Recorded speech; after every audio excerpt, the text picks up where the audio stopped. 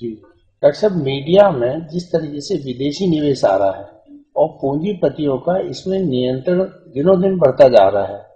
कई बार तो ये भी कहा जाता है कि अब ये पूंजीपति डिसाइड करते हैं कि मीडिया में कौन सी चीज दिखाई जाएगी और कौन सी नहीं दिखाई जाएंगी, और प्रायोजित कार्यक्रमों की भरमार हो गई है।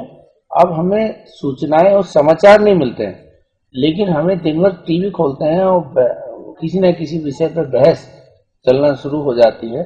तो क्या ये विदेशी मीडिया जो विदेशी प्रभाव में आया है, तो ये कहीं हमारी देश की एकता और अखंडता को कमजोर करने के लिए तो इसका उपयोग नहीं हो रहा है? हाँ, जिसमें विदेशी पैसा लगेगा और जो पैसा लगाएगा, सबसे पहले वो अपने हितों को प्रधानता देगा। वो हमारे हितों को प्रधानता क्यों देगा जी। लेकिन मुझे नहीं लगता कि अगर कोई चैनल या कोई शक्ति भारत में पैसा लगावे और उसका इतना दुरुपयोग करे कि भारत को तोड़ने की हद तक विचार फैलाए या कोई कार्रवाई करे, तो हमारी सरकार चुप बैठी रहेगी, हमारी जनता उसको बर्दाश्त करती रहेगी। ये मुझे असंभव लगता है। लेकिन मुझे आपकी एक बात ठीक मालूम पड़ती है कि ये सारे जो काम होते हैं इतनी बारीकी से किए जाते हैं, इतनी सूक्ष्मता से किए जाते हैं कि वो मोटे तौर पे दिखाई नहीं पड़ते, और वो जहर धीरे धीरे धीरे धीरे नसों में फैलता जाता है और एक दिन विस्फोट हो जाता है। इसलिए हमारी सरकार को, हमारे देश की जनता को, दर्शकों को, सबसे ज्यादा तो मैं दर्शकों को सावधान होने के लिए कहता हूँ कि अपनी बुद्धि, अपने विवेक को एकदम जागृत रखिए, अपनी छुरी चलाते रहिए।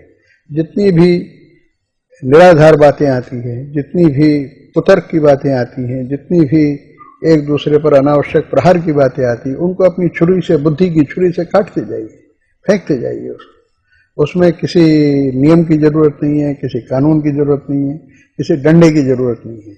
अपनी बुद्धि से काम करें तो सरकार से भी ज्यादा असरदारी काम जनता कर सकती है। डॉक्टर साहब, आपका एक बहुत महत्वपूर्ण विषय पे हम आपसे विचार जानना चाहेंगे कि पिछले 12-14 सालों में डिग्री से नौकरी का एक जो बाजारीकरण हुआ, और शिक्षा के क्षेत्र में हम लाखों रुपए फीस लेकर और डिग्रियां देकर बेरोजगार बच्चों की बहुत बड़ी फौज खड़ी कर रहे हैं, और स्किल के नाम पे या जो उन्होंने ज्ञान लिया है डिग्री के अनुकूल उनमें कोई ज्ञान नहीं होता। अब तो ये भी देखने में आता है कि पीएचडी कर चुके व्यक्ति को अच्छी हिंदी भी नहीं आती और अच्छी अंग्रेजी भी नहीं आती, और उसको विषय का भी ज्ञान नहीं है। तो ऐसी शिक्षा जिसमें हमने करोड़ों बेरोजगारों को देश में खड़ा कर दिया है, और वो सब सरकारी नौकरी या कारपोरेट नौकरी की प्रत्याशा में पिछले कई वर्षों से बेरोजगार होकर घूम रहे हैं। तो ये जो देश में सामाजिक एक युवाओं के ऊपर संकट आ गया है कि सारे लोग डिग्री तो लिए हुए हैं, पीजी हैं और सारी चीजें हैं, और उसके बाद भी उनको नौकरी नहीं मिल रही है। यूपी, मध्य प्रदेश, कई जगह से अभी ऐसे समाचार है कि पीएचडी होल्डर्स चपरासी की नौकरी के लिए भी आवेदन कर देते हैं।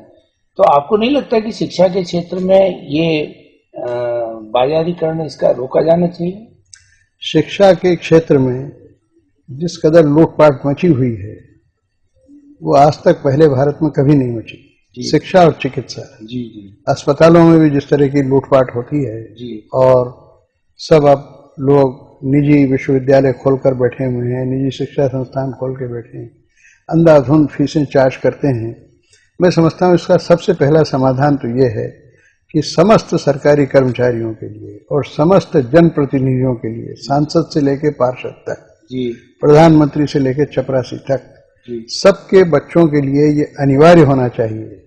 उनके नाती पोते भी अगर उनके साथ रहते हैं तो अनिवार्य होना चाहिए कि वे सब सरकारी स्कूलों में और सरकारी विश्वविद्यालयों में पढ़ें।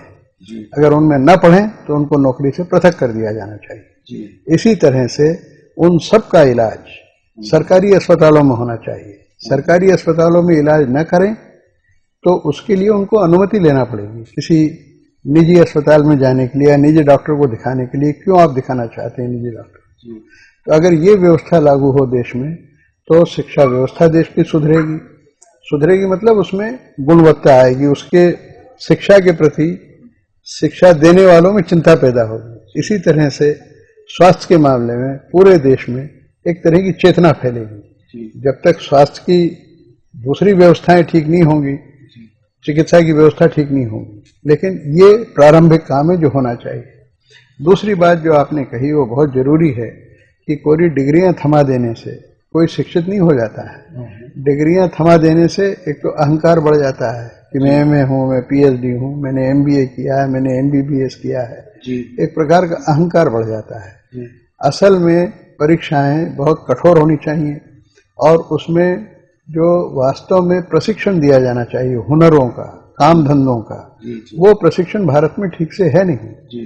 यूरोप जैसे छोटे से प्रदेश इलाके में छोटे छोटे राज्य हैं, भारत के जिलों के बराबर राज्य हैं, लेकिन उनमें 200-200 प्रकार के काम धंधों की उचित प्रशिक्षण, शिक्षण, सारी व्यवस्था है।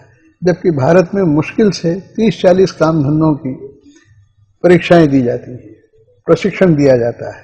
जबकि मैं समझता हूं भारत में ऐसे कम से कम 1000 धंधे हैं जिनका 3 दिन से लेकर 3 साल तक का प्रशिक्षण दिया जाना चाहिए और वो सुलभ होना चाहिए। उसके लिए एमए बीए करने की जरूरत नहीं है। मैट्रिक पास करने के बाद उन लड़कों को काम पे लगाना चाहिए। कोई कागज की डिग्री थमाने के बजाय उनको हुनरमंद बनाना चाहिए। और अगर हुनरमंद हमारे देश के नौजवान होंगे तो भारत को महाशक्ति होने से कोई रोक नहीं सकता है।